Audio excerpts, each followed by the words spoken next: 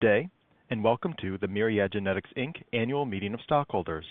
I would now like to turn the conference over to Ms. Louise Phanstiel. Please go ahead. Thank you, Operator. Welcome to the 2025 Annual Meeting of Stockholders of Myriad Genetics, Inc. I'm Louise Phanstiel, Chair of the Board, and it is my pleasure to welcome you. It is 8 a.m. Mountain Time, and in accordance with the notice of the meeting, I call to order the 2025 Annual Meeting of Stockholders of Myriad Genetics. An agenda that outlines the order of business and rules of conduct have been made available on the website. We will conduct this meeting in accordance with the agenda and those rules. There will be an opportunity for questions later in the webcast. Please adhere to the rules of conduct attached to your agenda in asking questions or making comments at that time.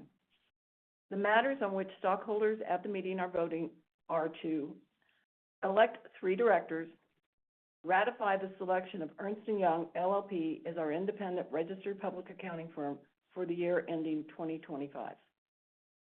Approve on an advisory basis the compensation of our named executive officers.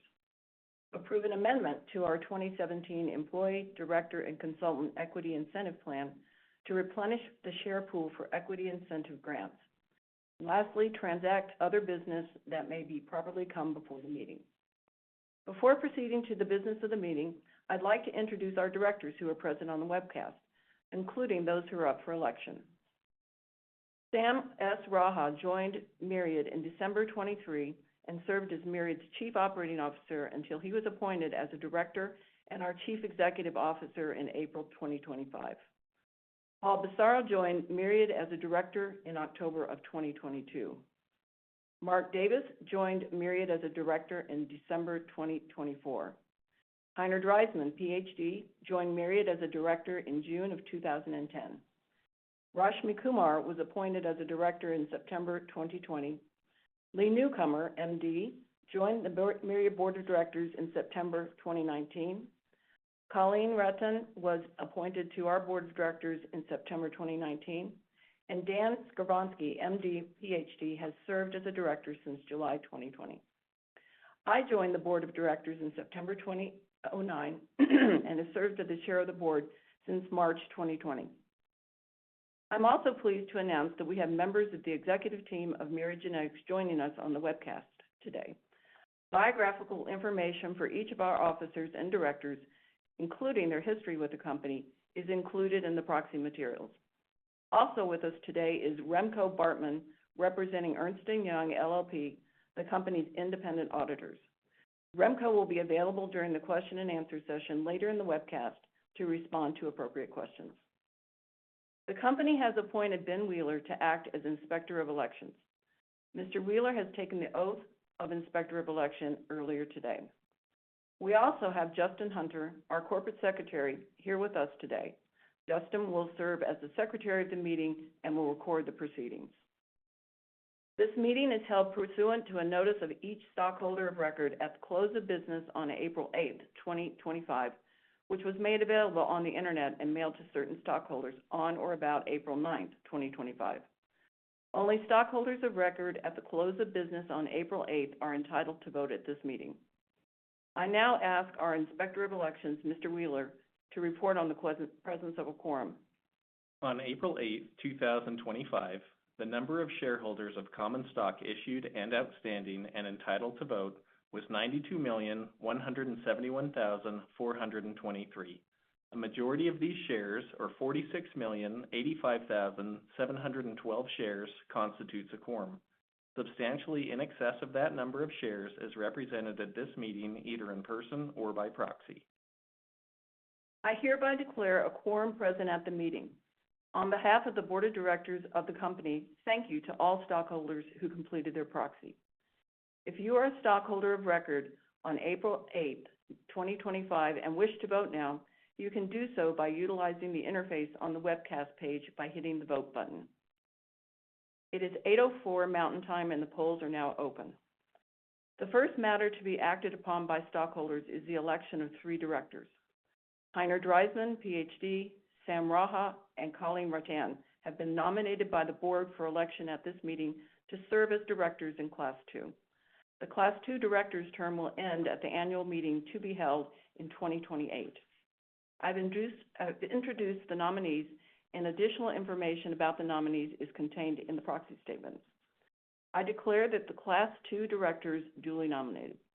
The company has not received notice of any other nominations as required under the bylaws. Therefore, I declare the nominations closed. For stockholders voting on the webcast, please do so now.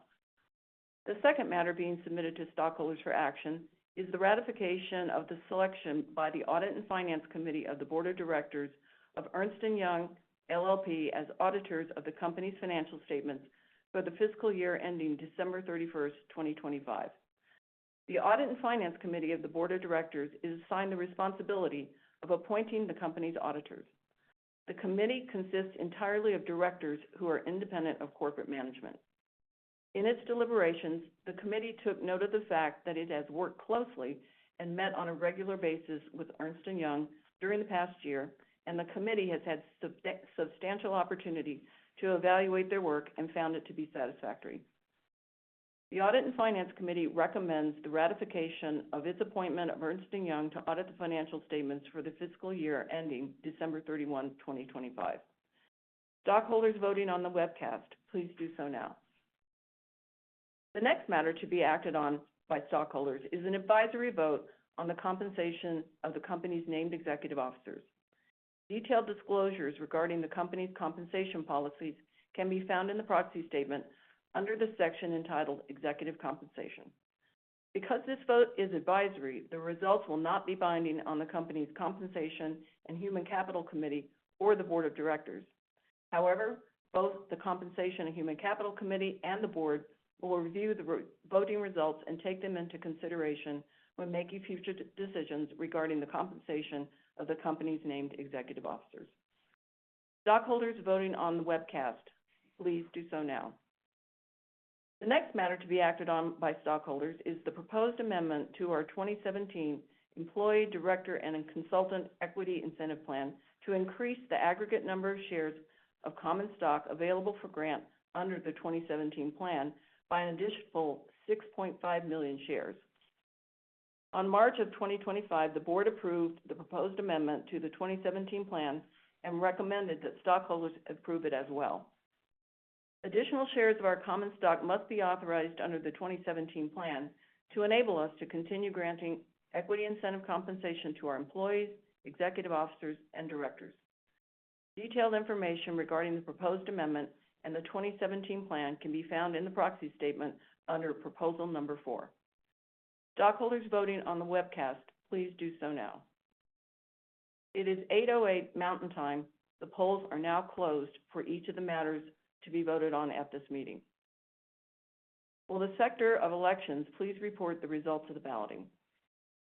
We have completed a preliminary count of the ballots and present the following.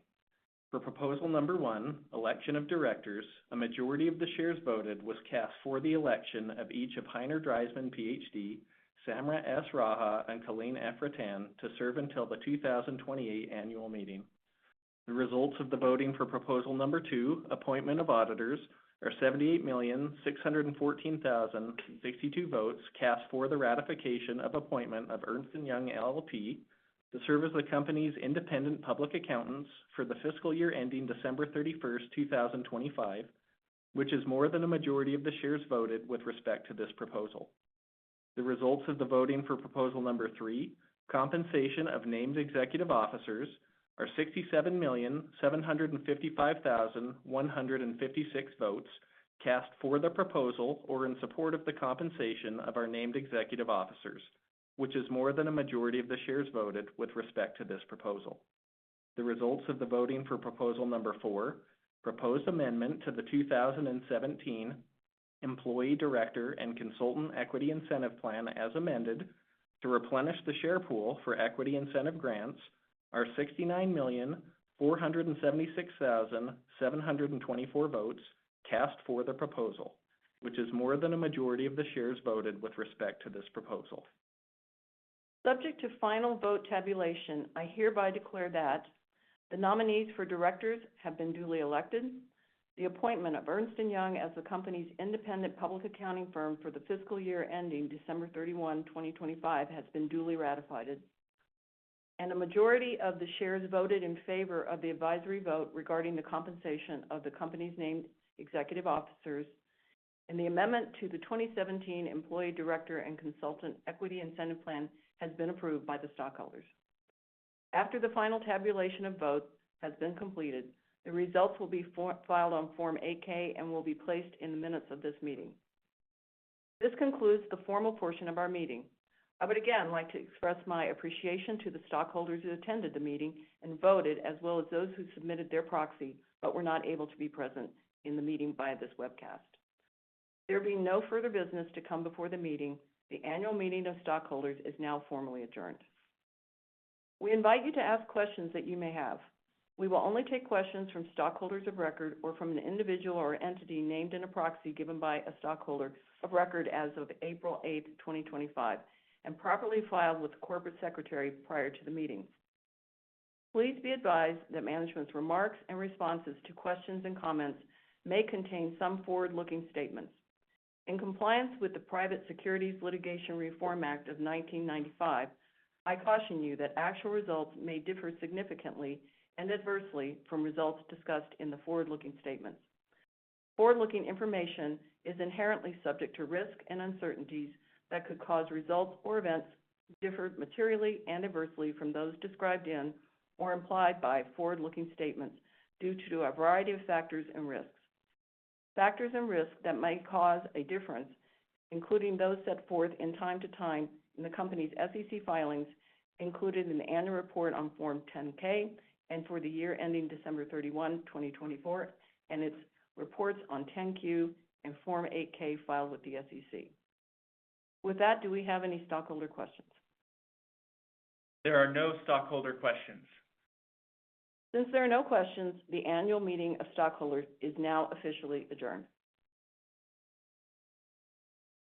The conference has now concluded. Thank you for attending today's presentation. You may now disconnect.